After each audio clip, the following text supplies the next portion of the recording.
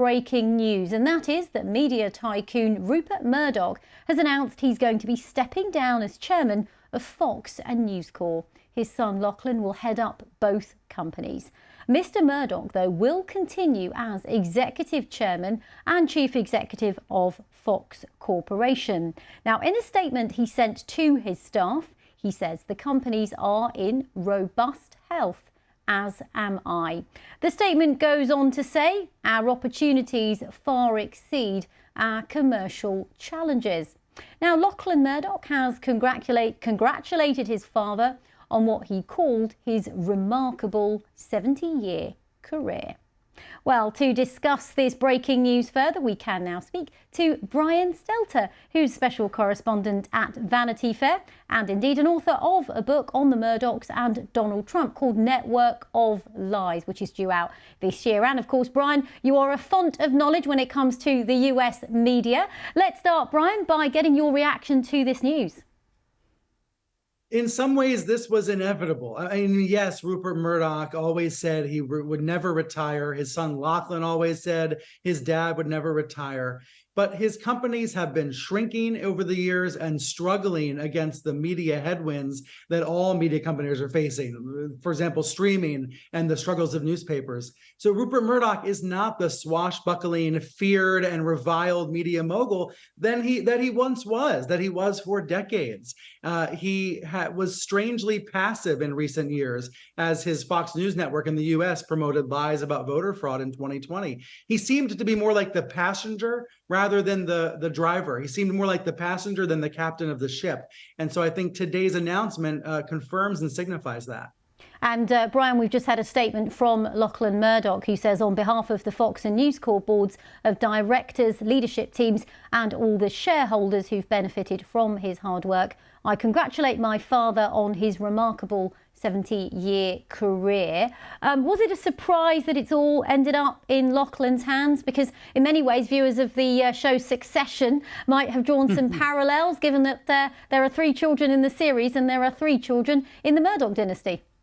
Yes, indeed. There are 3 adult children who are very active and involved over the years: James, Elizabeth, and Lachlan. Also a 4th adult daughter, Prudence, who famously has wanted nothing to do with the company for many years. And then there's 2 younger children. So 6 children total. And over the years, some of them have, positioned, maneuvered for power. But it's been pretty clear for about a decade now that Lachlan was the chosen son. James Murdoch is disgusted by what airs on Fox News in the US. He has moved away from the companies. He even quit the News Corporation board in 2020. So Lachlan has been in line for a while, but he's always been sharing power with his father. I think one of the questions now is, how involved will Rupert actually be? Is this retirement or is it just semi-retirement? Does this foreshadow other changes to the company in the months to come? So far, the indication is no, and that Lachlan Murdoch will continue with the same strategies that his father has preceded. For example, trying to push Google and Facebook to pay up for content and trying to move more into the streaming wars. I was going to ask you for more on that. I mean, where you think the direction might go under Lachlan. You've touched on it a little bit. What do you think the reaction will be now? How the markets might react to this?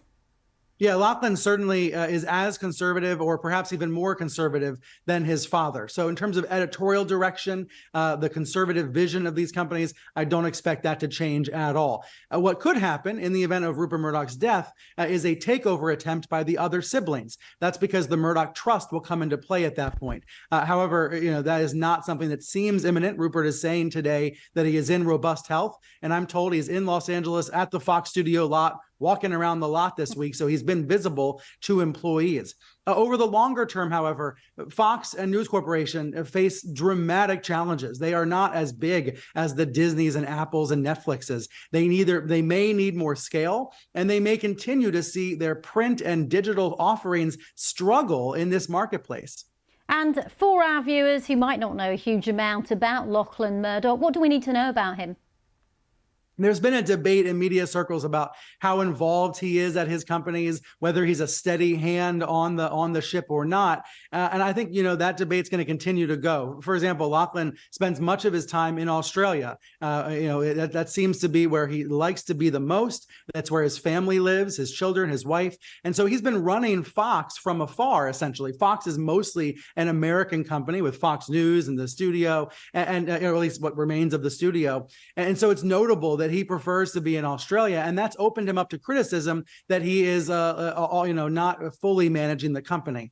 I will say at the same time, with the Dominion lawsuit, we saw the emails and text messages that showed that he was involved with Fox News in some way. So, it's going to remain an open question about whether the son is able to follow in the father's footsteps in those ways. Okay, Brian Stelter in the US, thank you very much for bringing us up to date on that story.